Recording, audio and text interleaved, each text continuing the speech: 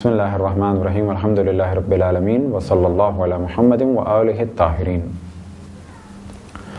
موضوع گفتگو تقلید۔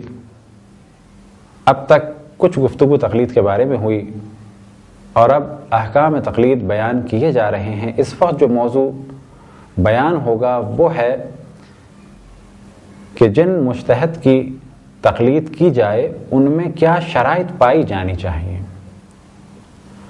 اس سے پہلے کہ اس موضوع کو ڈسکس کریں یہ بات واضح ہو جائے کہ مجتہد کے معنی کیا ہیں۔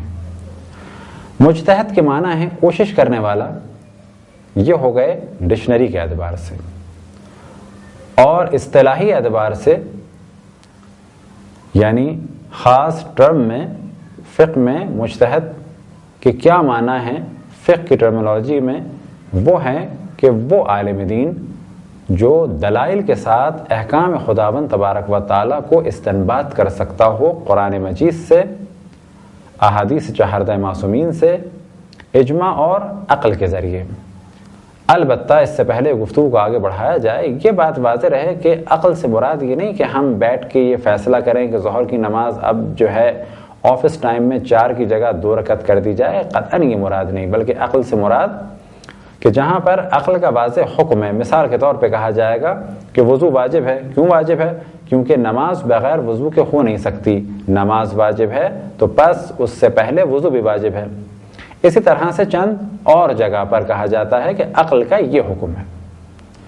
اجماع کے کیا معنی ہے؟ اجماع کے معنی یہ نہیں ہے کہ چند ہزار یا چند لاکھ یا حتیٰ 1 کروڑ علماء بھی جمع ہو گئے تو یہ اجماع ہو گیا۔ یہ اجماع ہمارے ہاں مذہب اہل بیت میں یہ ڈیفینیشن نہیں ہے، بلکہ اجماع کے معنی ہے کسی بات کے اوپر اس طریقے سے علماء کا اجماع ہے کہ اب یقین حاصل ہو گیا ہے کہ امام کی رائے یہی ہے اور امام کی نظر بھی یہی ہے۔ مثال کے طور پہ کہا جائے کہ 5 وقت کی نمازیں واجب ہیں، کہا جائے گا کیسے ثابت؟ کہا جائے گا اجماع ہے۔ اس اجماع سے کیا مراد؟ کہ یہ بات اتنی زیادہ کنفرم اور شیور ہے کہ اب یقین ہے کہ امام کی رائے یہی ہے، لہذا ہر وہ اجماع، ہر وہ رائے کہ جس کے بارے میں یقین ہو جائے کہ امام کی رائے اور ان سے بڑھ کے رسول اللہ صلی اللہ علیہ وسلم کی رائے اور نظر یہی ہے، تو کہا جائے گا کہ یہ اجماع صحیح ہے۔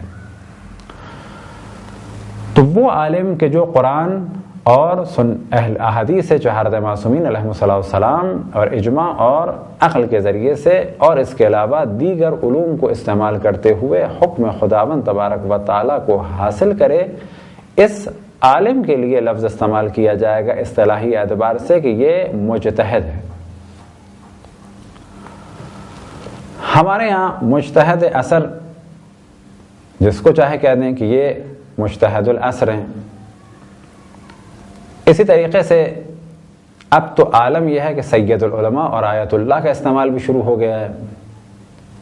یہ در حقیقت اس منصب اجتہاد پر ایک ظلم ہے۔ ممکن ہے کوئی سوال کرے کہ مجتہد کون ہے، تو جواب وہی کہ جو حکم خداوند تبارک و تعالیٰ کو دلائل کے ساتھ استنباط کر سکے، البتہ اس کے اجتہاد کی تائید ہو۔ لیکن اگر کسی کے اجتہاد کی تائید ہو تو بھی کہا جائے گا کہ آپ خود نمائی نہ کریں، کیونکہ ایران میں بڑے بڑے اس وقت آیت اللہ حضرات ہیں بعض کہ جن کا درس خارج بھی ہے، لیکن اس کے باوجود بھی وہ اپنے ساتھ آیت اللہ نہیں لگاتے، یا یہ کہ ان کے پاس استاد کی جانب سے تائید نامہ ہے کہ ہاں یہ مجتہد ہیں لیکن نہیں لگاتے۔ تو پہلا مرحلہ یہ کہ مجتہد کے معنی یہ نہیں ہے کسی کے سر پہ بھی امامہ ہو یا جو بھی عالم دین ہو، نجف یا قم سے پڑھا ہو تو اسے مجتہد کہا جائے۔ مجتہد کے لیے ضروری ہے کہ اصول اور فقہ میں صاحب نظر ہو، یعنی وہ دلائل کے ساتھ کسی حکم خداوند تبارک و تعالیٰ کو استنباط کر سکتا ہو۔ مجتہد 2 قسم کے ہیں، مجتہد مطلق اور مجتہد متجزی۔ مجتہد مطلق وہ جس طرح سے مراجع الزام ہیں کہ تمام فقہی موضوعات اور جتنے بھی فقہ کے چیپٹر ہیں سب پہ ان کی نگاہ ہے اور تمام مسائل پہ وہ فتویٰ دے سکتے ہیں، اتنا ان کے پاس علم ہے۔ مجتہد متجزی کون؟ مثال کے طور پہ کہ ہم کسی 1 یا 2 مسئلے میں دلائل کے ساتھ نظر دے سکیں اور کہہ سکیں کہ قرآن اور احادیث سے اور اجماع اور عقل سے یہ نتیجہ نکلتا ہے، تو کہا جائے گا کہ یہ مجتہد ہیں لیکن متجزی، یعنی ایک جز پر، کسی ایک مسئلے پر یا چند مسائل پر۔ کس مجتہد کی تقلید جائز ہے اور کیا شرائط پائی جانی چاہیے؟ تو ان میں سے ایک شرط یہ ہے کہ وہ مرد ہو، بالغ ہو، یعنی نابالغ نہ ہو۔ البتہ یہ شرط بیان کی حد تک ہے، کیونکہ وہ شخص جس کے پاس اتھارٹی ہو اس کا بالغ ہونا ضروری ہے۔ اور عام طور پہ دیکھنے میں یہی آتا ہے کہ اگر کوئی بلوغ سے پہلے مجتہد ہو بھی جائے، فرض کریں کہ بعض سابقہ علماء کے بارے میں یہ ذکر ہوا، تو یاد رکھیں کہ وہ مجتہد مطلق نہیں تھے، کہ یہ تصور کیا جائے کہ جس ایج میں علامہ حلی آخر عمر میں جتنا ان کا علم تھا وہی کم سنی میں تھا، اگر وہ اس وقت مجتہد تھے تو کہا جائے گا کہ نہ، ایسا نہیں ہے۔ ممکن ہے کسی ایک مسئلے میں بڑی مہارت کے ذریعے، تربیت کے ذریعے کسی ایک مسئلے میں انہوں نے کوئی اپنی دلائل کے ساتھ رائے قائم کی ہو یا نظریہ دیا ہو، ورنہ عام طور پہ اگر دیکھا جائے دنیا میں تو اجتہاد بلا شک عملی اعتبار سے بلوغ سے پہلے ہو ہی نہیں سکتا۔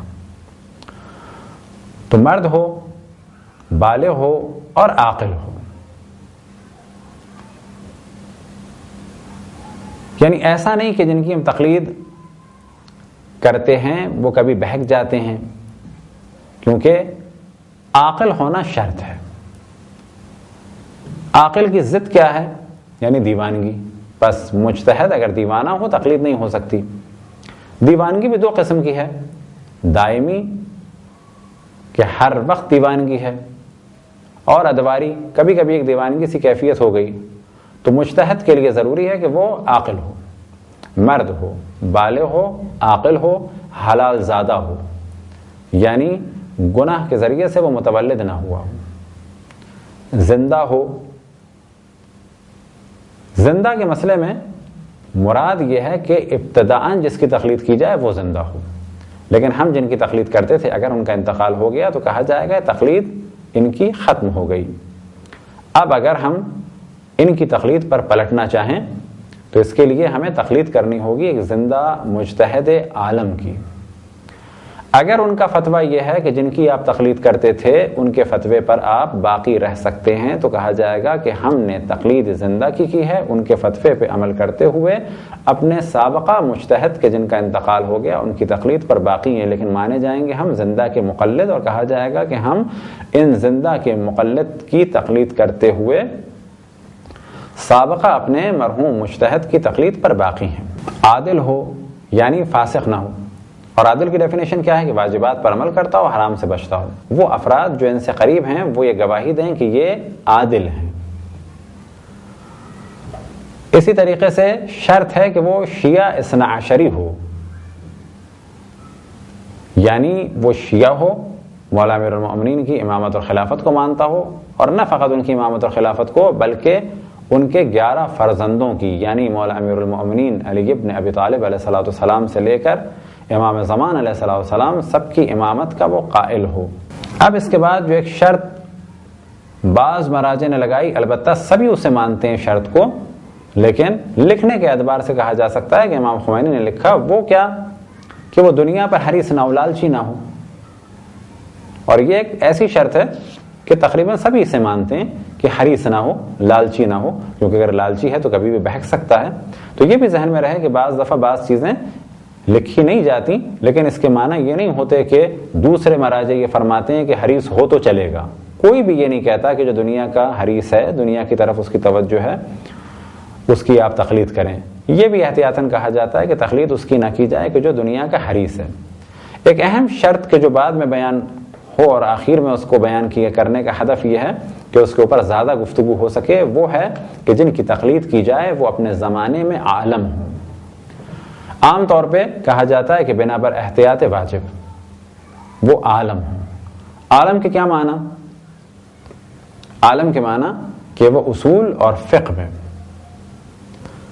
اپنے زمانے کے تمام شیعہ علماء میں سب سے زیادہ علم رکھتے ہوں، یا یہ کہا جائے کہ وہ احکام خداوند تبارک و تعالیٰ کو قرآن مجید، روایات چہارت معصومین علیہم الصلاۃ والسلام، اجماع اور عقل، اور ساتھ ہی جو دیگر علوم ایک فتویٰ حاصل کرنے کے لیے استعمال ہوتے ہیں، ان سب پر ایک مہارت رکھتا ہو اور حکم خدا کو بہترین طریقے سے اور بہت علمی طریقے سے حاصل کرنے کی دلائل کے ساتھ اس میں صلاحیت ہو، ایسے شخص کے لیے کہا جائے گا کہ یہ عالم ہے۔ ایک واقعہ بعض جگہ کتابوں میں نقل ہوا کہ ہوئی کہ شاگرد نجف سے واپس جا رہے تھے، البتہ یہ وہ کوئی عام شاگرد نہیں تھے، کوئی خاص شاگرد تھے، تو آخوئی نے سوال کیا کہ آپ واپس جا رہے ہیں؟ تو انہوں نے کہا کہ ہاں بقدر ضرورت میں نے پڑھ لیا، سوچتا ہوں کہ جا کے تبلیغ کروں۔ تو آخوئی نے ایک موضوع ان کے سامنے رکھا اور کہا کہ اس کے بارے میں آپ کی کیا رائے ہے؟ تو ان شاگرد نے ایک جواب دیا، تو آخوئی نے ایک نظریہ دوسرا دیا اور کہا کہ آپ کا جواب غلط ہے اور اس کی یہ دلیل ہے، یہ دلیل ہے، یہ دلیل ہے، اور میرا جواب صحیح ہے اور اس کے یہ دلائل ہے۔ شاگرد نے کہا کہ واقعاً آپ نے صحیح کہا۔ پھر آخوئی نے کہا کہ یہ نظریہ جسے تم نے صحیح مانا ہے یہ غلط ہے ان دلائل کی بنیاد پر، اور یہ نظریہ صحیح ہے۔ انہوں نے پھر یہی کہا کہ ہاں آپ صحیح کہہ رہے ہیں، یہاں تک کہ 6 یا 7 یا 8 دفعہ آخوئی نے ایسا کیا، اور ہر دفعہ ان کی نظر بدل گئی، اور آخوئی نے ہر نظریے پہ دلائل بھی دیے اور اس کی مخالفت میں بھی دلائل دیے، اور پھر دوسرا نظریہ جو قائم کیا اس کی حمایت میں دلائل دیے، بعد میں اس کی مخالفت میں دلائل دیے، یہاں تک کہ 7ویں یا 8ویں دفعہ، یعنی 7واں یا 8واں نظریہ جو آپ نے دیا، اب یہ الگ الگ ہے کہ 6واں یا 7واں یا 8واں جو آپ نے نظریہ دیا اس کے بارے میں کہا کہ صحیح نظریہ یہ ہے۔ وجہ کیا تھی اس موضوع کی؟ کیا آخوئی نے اس طرح سے ان کے سامنے اس کو پیش کیا؟ وجہ یہ تھی کہ ان کو یہ بتانا تھا کہ تمہیں ابھی بہت پڑھنا ہے، اتنے آرام سے کسی نظریے کو قائم نہیں کیا جا سکتا۔ لہذا ہمارے ہاں ہر وہ شخص کے جس کے بارے میں کہا جائے کہ یہ مجتہد ہے، مثال کے طور پہ وہ شاگرد بھی واپس جا رہے تھے اور ممکن ہے کہ وہ مجتہد ہوں، لیکن کہا جائے گا ان کی تقلید نہیں ہو سکتی۔ تقلید کیوں نہیں ہو سکتی؟ کہ وہ مجتہد تو ہیں لیکن عالم نہیں ہیں۔ عالم کے کیا معنی؟ کہ اپنے زمانے میں سب سے زیادہ علم رکھتے ہوں۔ اب یہاں سوال یہ پیدا ہوتا ہے کہ کیسے پتہ چلے گا؟ تو پہلا مرحلہ تو یہ ہے یا تو ہم میں اتنی صلاحیت ہو اور ہم خود اس فیلڈ کے ماہر ہوں اور ہم تشخیص دے سکیں کہ یہ عالم ہے۔ ہم سے کیا مراد؟ یعنی یہ تشخیص دینے والا اور بتانے والا خود ایک بہت بڑا عالم دین ہو اور ایک مجتہد ہو، اصول کو جانتا ہو، فقہ کو جانتا ہو، اور اپنے زمانے کے مراجع کے دروس میں شرکت کر چکا ہو، اور پھر وہ یہ کہے کہ میں نے ان کو بھی سنا، ان کو بھی سنا، اور مجھے اب یہ یقین ہو گیا کہ ان افراد کے درمیان یہ جو ہیں یہ عالم ہے۔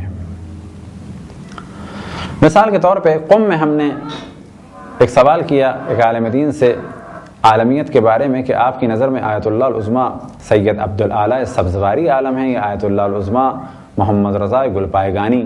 اب تو ان دونوں بزرگواروں کا انتقال ہو چکا ہے، اس وقت دونوں حیات تھے۔ تو انہوں نے فرمایا کہ میری نظر میں آغا گلپائگانی عالم ہے۔ تو ہم نے ان سے سوال کیا کیا آپ نے آیت اللہ العظمیٰ سید عبدالعالی سبزواری کے دروس میں شرکت کی ہے؟ تو انہوں نے کہا کہ نہیں۔ تو پھر ہم نے سوال کیا کہ پھر آپ نے کیسے کہا کہ یہ عالم ہے؟ تو کہا کہ میں آغا سبزواری کی کتاب مہذب الاحکام کو باقاعدگی سے دیکھتا ہوں اور اس سے مجھے اندازہ ہوتا ہے کہ آغا گلپائگانی ان سے زیادہ ہیں۔ البتہ یہ گفتگو ہماری یہاں پر منقطع ہو گئی تھی۔ اگلا جو ہمارا سوال تھا ان سے وہ ہم نہیں کہہ پائے ان سے، وہ یہ تھا کہ مہذب الاحکام آیت اللہ العظمیٰ سبزواری نے 30 سال پہلے لکھی ہے، اور آپ آج کے دور میں آغا گلپائگانی سے ان کا مقایسہ کر رہے ہیں، یہ صحیح نہیں ہے۔ تو یہ ہمیں حق ہے کہ ہم سوال کریں کہ جن کو آپ عالم کہہ رہے ہیں کیا واقعاً آپ کے پاس دلائل ہیں؟ تو پہلا مرحلہ یہ کہ ایک شخص اسے یقین ہو جائے کہ یہ عالم ہے۔ اب اگر اسے یقین ہو گیا تو وہ ان کی تقلید کرے گا۔ اب اگر ہم اس مقام پر نہیں ہیں، اور جیسا کہ عام پبلک ظاہر ہے اس مقام پر نہیں ہے، تو وہ کیا کرے؟ 2 مرد عالم کہ جو خود بلند مقام پر فائز ہوں وہ گواہی دیں کہ یہ عالم ہے، بس جس کے بارے میں وہ گواہی دیں گے ہمارے لیے کافی ہے، بے شرط یہ کہ 2 مرد عادل ان کی گواہی کو رد نہ کریں۔ یعنی نام لے کے فرض کریں اگر ان 2 نے کہا ہے کہ ہمارے نزدیک ایکس عالم ہے، تو 2 دوسرے یہ نہ کہیں کہ ایکس عالم نہیں ہے، 2 की गवाही काफ़ी है, हम तकलीद कर लें। तीसरा तरीक़ा क्या है? तीसरा तरीक़ा है कि उनकी कौम और नजफ़ के इल्मी माहौल में एक शोहरत हो। शोहरत जो है वो चंद तंजीमों के दरमियान नहीं, आम पब्लिक के दरमियान नहीं कि एक आम पब्लिक में ये बात हो कि जी हम उनको आलम समझते हैं, ना, कहा जाएगा कौम और नजफ़ के इल्मी माहौल में। ये अब अल्फाज दीगर दुनिया भर के जो इल्मी माहौल हैं, कौन सा इल्मी माहौल कि जो बिलाखिर उस फील्ड से रिलेटेड हैं। तो ये 3 तरीक़े आलम को पहचानने के। बाज़ दफ़ा आलम को पहचानना मुमकिन हो जाता है और बाज़ दफ़ा आलम को पहचानना बिला शक मुश्किल हो जाता है। अब अगर इंसान को यकीन ना हो सके तो कम से कम एक तहकीक करे, ज़न करे। ज़न से क्या मुराद? गुमान। यकीन नहीं है लेकिन फिर भी कोशिश करे। उसका एक तरीक़ा हो सकता है वो इस हद तक कि उनके दरस खारिज को देखा जाए, उनके शागिर्दों की तादाद को देखा जाए, उनकी किताबों को देखा जाए। अलबत्ता यहाँ भी हर आदमी ये काम नहीं कर सकता, लेकिन सवाल किया जाएगा इन्हें कितने शागिर्द हैं, कितने इन्होंने अब तक मुज्तहिद तैयार किए, इनका दरस खारिज कब से है, इन्होंने कितने साल दरस खारिज पढ़ा। लेकिन अगर किसी का दरस खारिज ही ना हो, फ़िक़्ह पे उनकी कोई इस्तदलाली किताब ही ना हो, तो फिर तो किसी के बारे में ये नहीं कहा जा सकता कि ये आलम है। बिलाखिर जब आलम किसी के बारे में कहा जाए तो या उनके दर्स को सुन के कहा जाएगा या उनकी किताब को देख के कहा जाएगा। अब ना ये हो ना ये हो तो बिलाखिर एक मुश्किल काम है। मगर ये कोई ये कहे कि मैं इनके कांटेक्ट में हूँ और मुख्तलिफ इल्मी बहसें इनसे करता रहता हूँ, लिहाजा मुझे इल्म है, ये एक तरीक़ा हो सकता है। तो आलम की तशख़ीस के ये चंद तरीक़े बयान हुए। अब अगर सवाल किया जाए क्या ये गुफ्तगू फ़कत एक नजफ़ और क़ुम के इल्मी माहौल की, ये कहा जाएगा नहीं। आपसे सवाल किया जाए कि अब्दुल सलाम या अब्दुल क़दीर या स्टीफन हॉकिंग या आइंस्टाइन, इनमें से कौन आलम है फ़िज़िक्स में, तो ये कौन जवाब देगा? 9th या मैट्रिक पढ़ा हुआ फ़िज़िक्स का कोई बच्चा? कहा जाएगा नहीं। ये गुफ्तगू वो करेगा जिसके खुद थीसिस हो, डॉक्टरेट हो किया हुआ हो या डॉक्टरेट के करीब हो, और इनकी जो तहक़ीक़ात हैं, किन की तहक़ीक़ात? इन चारों हजरात की, जैसे अब्दुल क़दीर या अब्दुल सलाम या आइंस्टाइन या स्टीफन हॉकिंग, इनके नज़रियात को जानता हो। तो कौन जानेगा? जिसका लेवल खुद ऊपर होगा। इनके नज़रियात को जानता हो और उसमें इतनी सलाहियत हो कि परख सकता हो कि इनमें से किसकी बात वाक़अन मजबूत है, कौन ज़्यादा मुस्तहकम है। अब अगर इन चारों के बारे में दुनिया भर के प्रोफेसर से सवाल किया जाए कि आपकी नज़र में कौन ज़्यादा इल्म रखता है, यानी कौन आलम है, तो मुमकिन है कुछ आइंस्टाइन के बारे में कहें और मुमकिन है कुछ अब्दुल सलाम के बारे में कहें। बाज़ दफ़ा ऐसा होता है किसी एक के ऊपर अक्सर की राय होती है कि ये आलम है। ये कभी कभी होता है, जैसे आगा बुरजर्दी, आगा हकीम के दौर में, लेकिन उस दौर में भी बाज़ लोग दीगर अफराद को आलम समझते थे। मिसाल के तौर पे आगा खुई को बाज़ लोग आगा हकीम के दौर में आलम समझते थे। इसी तरह से आगा खुई के दौर में बाज़ उनके शागिर्द थे, जैसे कि ईरान में आयतुल्लाह उल-उज़्मा मिर्ज़ा काज़िम तबरेज़ी। बाज़ लोग आगा खुई के इन शागिर्द को आगा खुई से आलम समझते थे, अलबत्ता बहुत कम लोग कि हमारी नज़र में तो ये आलम हो गए अब। तो जिस मुहक्किक से भी पूछा जाएगा तो राय फ़र्क हो सकती है, लेकिन ये कौन काम करेगा? वो कि जो इस फील्ड का माहिर हो। तो एक अहम तरीन शर्त यह है कि जिसकी तकलीद की जाए वो आलम हो। तकलीद को कोई अपनी पसंद का मौजू ना बना लिया जाए, कोई सियासी मौजू ना बना लिया जाए, बल्कि ये देखा जाए कि क़ुम और नजफ़ के इल्मी माहौल में इनकी अदालत और बाकी खुसूसियात, खुसूसन आलमियत के बारे में क्या कहा जाता है। और ये हमने बयान किया कि आलमियत के लिए बिल आखिर एक दरस खारिज हो, किताबें हों, बहस हो, दर्स हो, शागिर्द हों, उसके बाद ये कहा जा सकता है कि ये आलम हैं या आलम नहीं हैं। ये गुफ्तगू थी मुख्तसर सी आलमियत और शराइत के बारे में। अगले मरहले में इंशाअल्लाह कुछ और मौज़ूआत बयान होंगे। व सल्लल्लाहु अला मुहम्मदिन व आलिहि त्ताहिरीन।